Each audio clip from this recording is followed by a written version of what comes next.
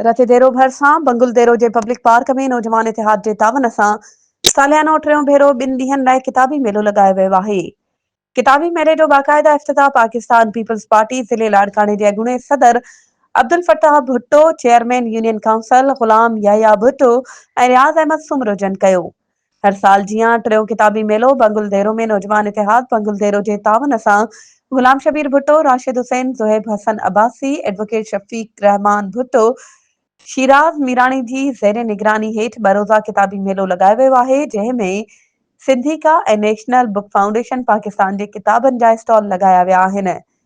उन्हीअ मौके ते अब्दुल फताह भुट्टो, गुलाम याया भुट्टो ऐं ॿियनि जो चवणु हो त शागिर्दनि जे बहितर ऐं रोशन मुस्तक़बिल लाइ 2 ॾींहनि जो किताबी मेलो लगायो आहे,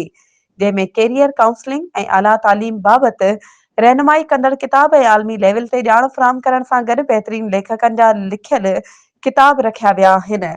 किताबी शागिर्दनि जा बहितरीन दोस्त आहिनि जेके संदन रोशन मुस्तक़बिल बाबति मुकमल रहनुमाई करे सघनि था ऐं असां गॾिजी इल्म जी लाट खे हर वाट ते रोशन करण जी जिदोजहद करे रहिया आहियूं। वधीक ख़बरुनि ऐं अपडेट्स जे लाइ असांजे चैनल खे सब्सक्राइब कयो ऐं हा बेल आइकन खे प्रेस करणु न विसारिजो त जीअं असांजी हर नई अचण वारी वीडियो तव्हां ताईं पहुची